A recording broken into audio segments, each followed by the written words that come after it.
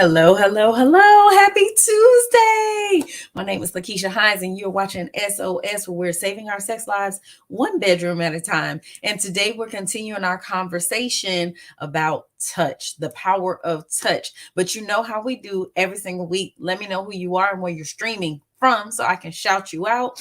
And also, if you have any questions that you would like for me to answer, please be sure to drop them in the chat so I can answer your questions. So I can answer your questions. I'm so excited to continue this conversation. There's been a lot of buzz surrounding it, and I'm just excited to get going. So again, if you have any questions that you would like me to answer for you, please drop them in the chat and let me know who you are, where you're streaming from, so that I can shout you out. So before we get started, I want to just take a quick break, give a couple of you some time to come up in here, because I know everybody's still getting used to this 12 o'clock afternoon time. I don't know why, because I've been doing this for quite some time now, but for whatever reason, it takes you all a while to get in here. So don't go anywhere. Don't swipe left, don't swipe right. We'll be right back. You're watching SOS.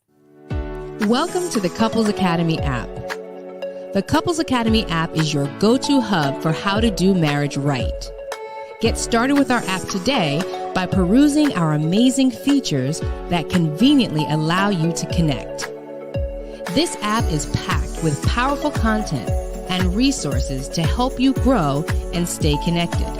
With this app, you can watch our messages, find marriage resources, watch, listen, and read the real-life stories of restored couples, sign up for events, read articles and blog posts, stay up to date with push notifications, share your favorite messages via Instagram, Facebook, Twitter, or email, and download messages for offline listening.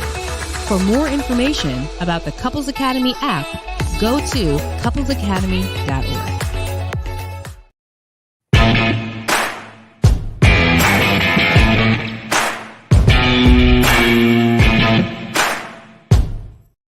Welcome back. Welcome back. Again, you are watching SOS. My name is LaKeesha Hines, and I want to say thank you so much for joining me today. We're continuing our conversation about the magical power of touch. And don't forget to let me know who you are and where you're streaming from so that I can shout you out. If you have any questions whatsoever, drop your questions in the chat so that I can answer those questions for you. You know, I like this to be interactive, so make sure you drop any questions that you have in the chat so that I can address them. So, all right, everybody, let's get going. Let's get it going. Let's get it going. Okay. I am so excited about this topic. So now, last week we talked about how important touch was and what all the many benefits of touch actually are.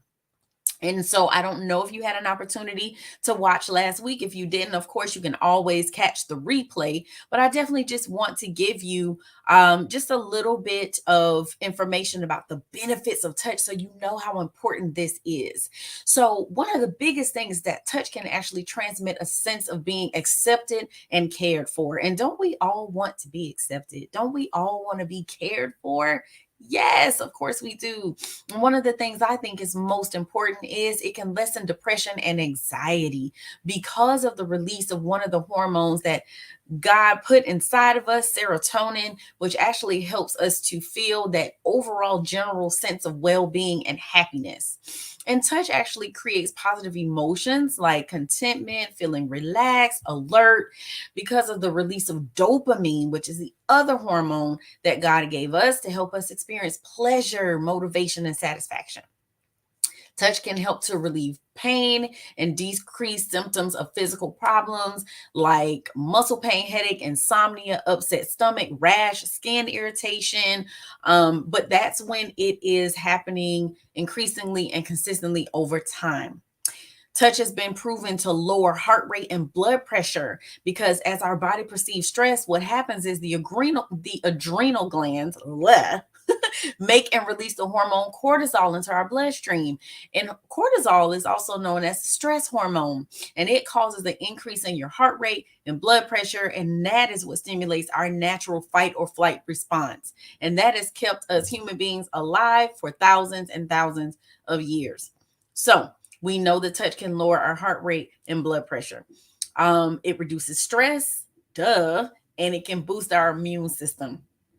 And so that goes back to that serotonin again, because serotonin helps to improve our immune system function, and it helps to improve our immune system response by regulating inflammation and immunity, because it recruits innate immune cells to sites of inflammation. So this is just some of the benefits of touch. Some of the benefits of touch. Now let's transition, because today we're going to talk about touch starvation. Touch starvation. The first thing I want to do is define it, because maybe you don't know what it is. So I want to make sure that you're clear on what it is. And so touch starvation is the desire for physical contact that we experience as human beings after receiving little to no physical interaction with others for a period of time. So the way that you can think about it is the desire for food after you've been hungry.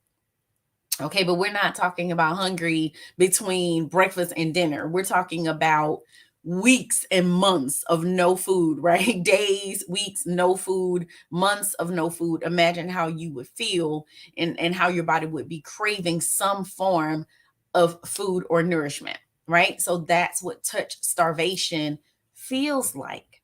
And touch starvation literally can increase your feelings of stress, depression, and anxiety. And get this, it might even trigger negative physiological effects. All right, so what do I mean by that? All right, so think about this. We already talked about last week, and I just reminded you about how when we're stressed out, that the body releases the hormone cortisol, which cortisol increases the heart rate, the blood pressure, respiration, muscle tension, and it actually suppresses our digestive and immune systems, which could increase the risk of infection. Therefore, we have a physiological manifestation. And so, I hope you're getting this, how important this touch thing is. Because touch can actually activate particular areas of the brain, and it might influence thought processes and reactions along with those physiological responses. So we know that effective touch actually activates the orbital frontal cortex, and this is the area of the brain that's involved with emotional and social behaviors, as well as learning and decision making. So if we don't get touch, literally that can impact our decision making. It can impact our ability to learn. It impacts how we interact with others and our mood and our emotions. So when we don't have that physical contact, that's how we get to touch starvation. All right. So these things can lead also to worse quality of sleep and higher risk of infections. As I said, there are some other medical conditions that can be impacted by touch starvation, actually get worse, which are diabetes, asthma, and high blood pressure. Now, when I was researching this whole touch starvation thing, I was thinking, okay, I know touch can probably make you feel sad, make you feel lonely, make you feel neglected, all of those things, right? So a lot of this I knew, but the one thing I did not know, I guess I just didn't wrap my brain around it, that long-term touch starvation could even trigger PTSD, post traumatic stress disorder. So, for a lot of you who are on this infidelity recovery journey and you're not touching each other, it literally can trigger your PISD. And those of you who are, survivors of any type of trauma, your lack of touch, human touch, can actually increase your symptoms of PTSD. So I'm just saying it's huge, and we can't take this thing lightly. I just want to go over to some of the comments. Hello, Adrian. Hi, Bashan. Hello, Kalinda. Adrian says, thank you for the scientific background. I've known a lot of these things, but never put them in a practical day-to-day outcome-based action process. Yes, Adrian, this touch thing is real. I mean, it goes back as far as research that's been done in infants. If you have an infant who is failure to thrive, and failure to thrive means that they're not making the proper weight gains, they're not eating enough, they're not growing at the pace that they should be growing. There's research that supports that infants at times have been failure to thrive because of a lack of touch. And so we know that we have to touch babies They have to be touched. That actually stimulates their growth. It stimulates how they learn. And I think last week I shared with you about my own child who has special needs, that a lot of his communication has been facilitated, um, motivated by touch and stimulated by touch. So I can go on and on and on all day about the power of touch. Thank you for your comment, my brother. Good morning from Chicago. Hey, Vashawn, love how you check in every single week, my brother. You are faithful for sure. And Kalinda, she says, so true. I'm so much happier after touch. Yeah, man, for sure. Me too, sis. Adrian goes on to say, I had the reverse. A 1-year-old hugged me at church and wouldn't let go. I didn't realize how beneficial it felt. That's what I'm saying, man. Oh my gosh. As a mom of 4, I love getting hugs from my kids. Like, it just makes my entire day when I get good hugs from my kids. Obviously, I love my hugs from my husband too, but those babies, ooh, they're such good hugs because they hold on and they squeeze you and they hold on for dear life. So I absolutely love it. Lady Z, good morning. Good morning. She says, last week was so good. Thank you. Oh, my pleasure. Bless you, my sis. Thank you so much. All right. So let's continue our conversation with this power of touch. And today, again, we're talking about touch starvation. So now what I would like to do is give you symptoms of touch starvation, because maybe you're not sure if you're touch starved or not. Maybe you're going through some things and you're not exactly sure why you're experiencing some of the things that you're experiencing. Well, guess what? It could be touch starvation. So here are the symptoms.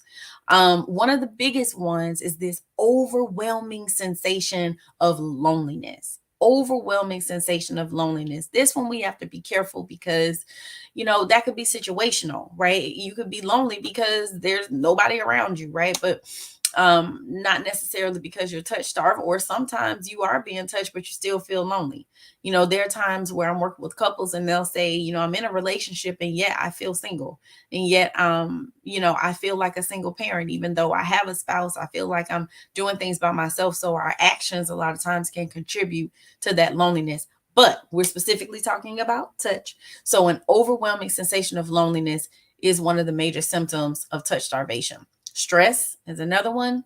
Anxiety, feelings of depression, low satisfaction. Research has shown that couples who touch often, touch consistently and regularly, report a higher level of satisfaction in their relationship. So one of those symptoms is low satisfaction.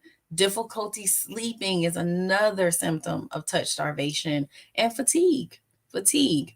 So people may exhibit all or some or one of these behaviors and then move to a space where they exhibit some kind of weird behaviors just to simulate touch. So I want to give you some remedies. I want to give you some remedies for touch because I understand that depending on the season that you're in your life, you may be in a relationship, you may not be in a relationship. You could be in one, but the two of you are not touching. So I want to give you some remedies for what you can do solo if you're single, or if you're in a relationship and you all just aren't at a place where you want to touch or you're comfortable with touching as of yet. So I just want to give you some support for things that you can do solo. All right. So one of the first things you can do is use blankets. I know that seems a little weird, but not just any blanket, but weighted blankets. And some people actually do find comfort from wrapping themselves up in blankets. I know one of my good girlfriends literally wraps herself up like a burrito in blankets. And I think I maybe have gotten that from her because I do that too. I love it. I love really, really soft blankets. And so wrapping yourself up in a blanket with the least amount of clothes on as possible can actually give you some comfort, some stimulation. And some people use weighted blankets. That's something that I have used with my son with special needs because it actually can mimic the sensation of receiving a hug. So this actually may make you feel a sense of peace and calm. So you may want to try that. Self massage is a good one. You can try practicing self-massage to reduce your touch starvation. You can massage your neck to try to stimulate the vagus nerve, which actually may help reduce stress. And this vagus nerve is a major component of the autonomic nervous system, and it has an extremely important role in the regulation of metabolic homeostasis. So there's something called VNS, which is vagus nerve stimulation, and that's any technique that stimulates that vagus nerve that we're talking about, which could include manual or electrical stimulation. And the left cervical VNS is an approved therapy for refractory epilepsy and actually for treatment-resistant depression. So that can be very helpful if that's something that you need. Also, ASMR, which is autonomous sensory meridian response. And this is the pleasant sensation that some people experience when they're listening to ASMR videos. And those sounds actually activate the area of the brain that processes touch and may help people feel calm and relaxed. So you may want to try ASMR. If you go in your mind and recount previous contact, research has shown that touch plays a role in memory. So you might actually be able to recall a previous instant of physical contact and focus your senses to relive that situation. And that can help. Body pillows. This is one of my favorites. Using a body pillow can help you feel more comfortable during sleep, and it also could mimic the sensation of cuddling. I used body pillows a lot when I was pregnant to support the belly, right? But still have my body pillow. Brings me so much joy. Hugging, obviously hugging, right? Hugging even an inanimate object like a pillow can help to reduce stress. And people can hug your pet if you have one. And actually, animal companionship can reduce distress and loneliness. Not sure if you're familiar with the difference between distress and eustress, but we actually need stress in our lives. But there's two different types. There's distress and eustress. And the eustress is EUSTRESS. And the eustress is healthy stress. That's good stress. That actually promotes certain bodily functions. It's a good thing. Distress is the bad stress. That's the one that causes that cortisol release and for the blood pressure to go up and heart rate increase and stimulates that fight or flight response. That's the bad one. But animal companionship, again, can reduce that distress, which is the bad stress, and loneliness. Communication. If possible, you want to try to stay in regular contact with family, friends, other loved ones, be it through text, phone calls, video calls. There's a link between video calls and the reduction of feelings of loneliness and social isolation. So even if it's just a text or phone call, video call is best because you can actually see the person. That can help with your touch starvation. And exercising, physical activity actually can help to improve cognitive function and overall well-being. Also, it can help reduce feelings of stress and depression and improve your sleep. That's the part that I love. Improving sleep. So listen, I don't want you guys to go anywhere. I see some more comments. I'm going to check those out. Don't forget to drop your questions if you have any in the chat. We're going to take a quick break. And then on the other side of this, I am going to give you strategies that you can do together as a couple, things you can do together to improve your touch starvation. So don't swipe left, don't swipe right. We'll be right back. You're watching SOS. Don't go anywhere.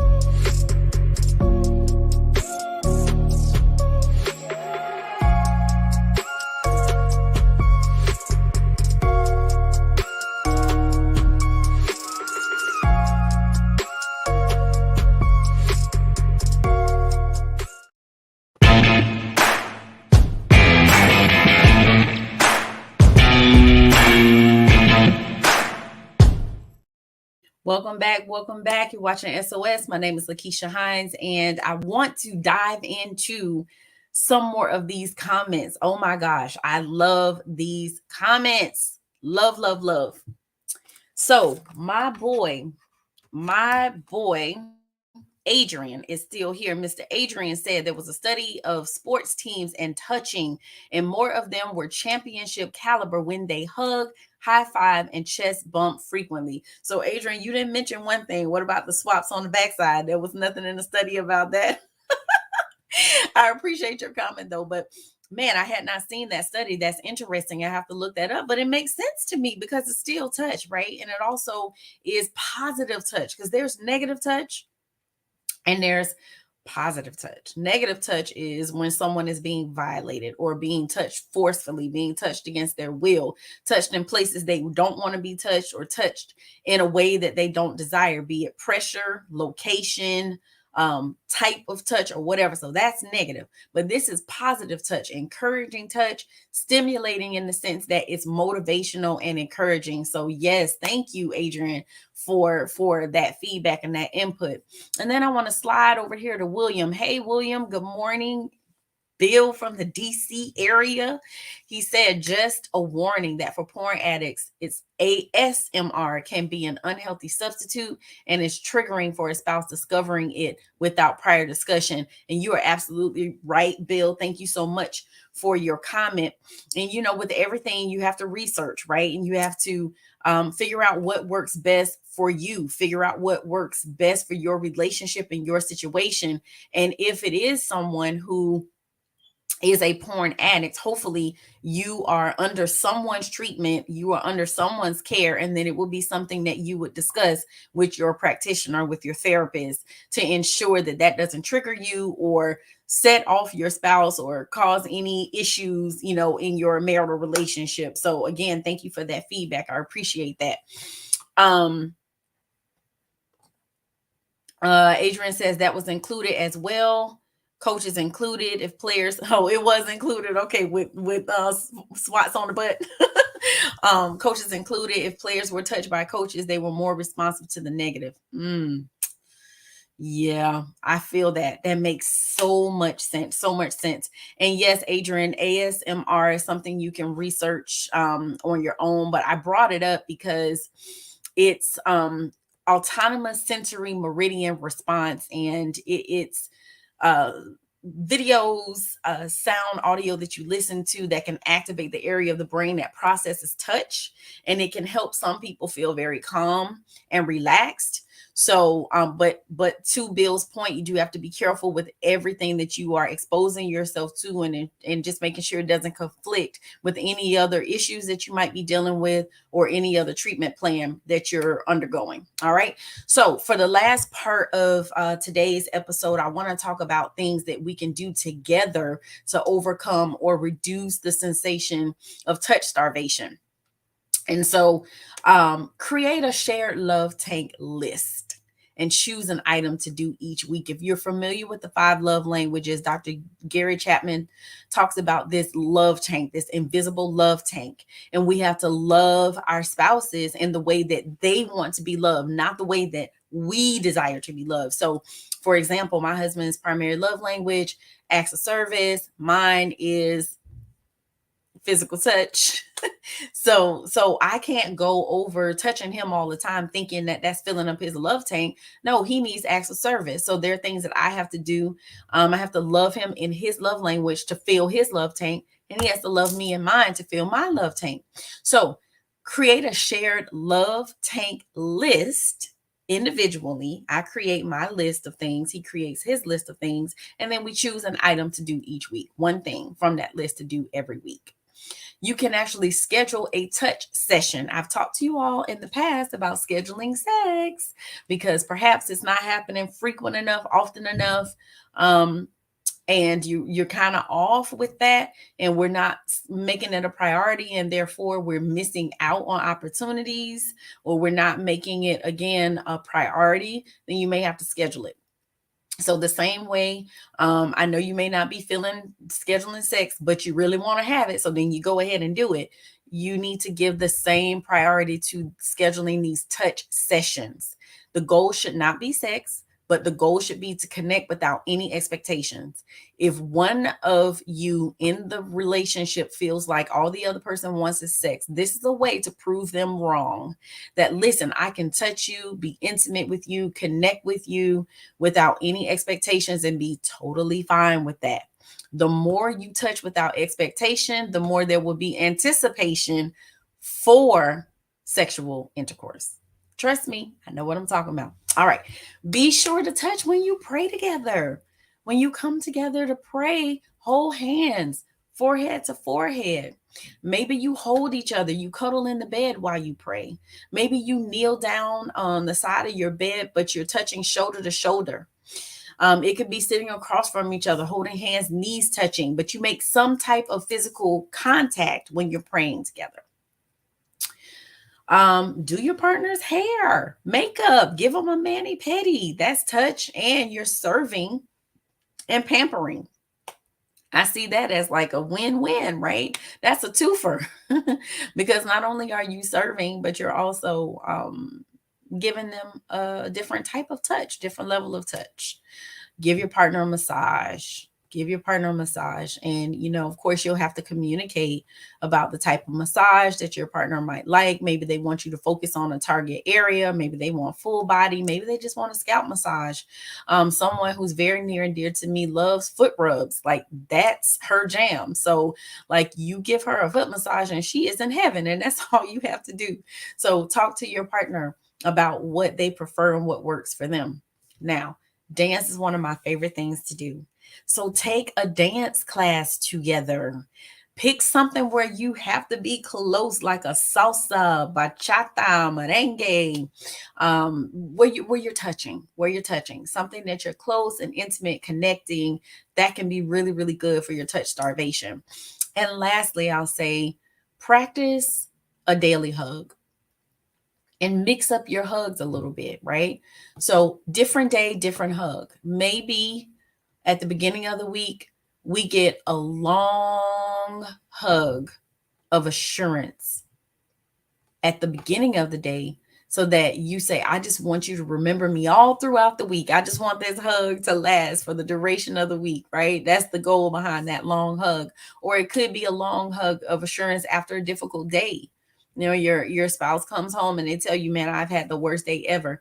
And without saying anything, just hug them and hold on to them until they show you that they're ready to break the hold. A gentle, sweet hug, that can be something that, just especially if your partner is experiencing some soreness or they're recovering from sickness and may have some sensitive areas, maybe just a gentle, sweet hug. The one that I like the most is the sneak up from behind hug. That hug just does something for me. It's playful, it's fun, it expresses your sheer joy at being home with your partner, but it can also be very sensual and sexual. So I love that sneak up from behind hug, but that's another one. But what you want to do ultimately is ask your partner about their favorite kind of hug and give them that. And so, science has provided so many facts about touch, but probably the most important is this, is that human beings were meant to touch and to be touched. And we were meant to spend time in the company of other people and to make emotional connections. And I know we are living in this digital world, and it's easy to forget the importance of face-to-face communication, but you cannot shake hands via email or give a hug via text. So to get a dose of oxytocin, you will have to get up close and personal. Okay. So, oh man, I missed this comment, William. We'll come back next week. Come back next week and we'll talk about this. Thank you so much for your comment. And I just want to say to those of you who have not purchased your tickets for the Phoenix Awards Gala, do so today. Scan the QR code at the bottom left side of this screen and make sure you have your face in the place. Saturday, October 7th in Alpharetta, Georgia. It is just $175 per person. And there are tables available. If you want to bring your whole squad and crew with you, do that. But we're inviting you to join us at the Phoenix Awards Gala to celebrate marriage and love and unity. And, we really want to celebrate some of our peers for their unwavering commitment and perseverance and just pushing through difficult times, because we all know marriage takes work. So make sure you have your face in the place, and make sure if you need support in any way, shape, or form in the area of sex or whatever, reach out and make that discovery call. We are here for you. So you all enjoy the rest of your day, and I will see you next week. Thank you so much, everybody. Have a good day. Bye-bye.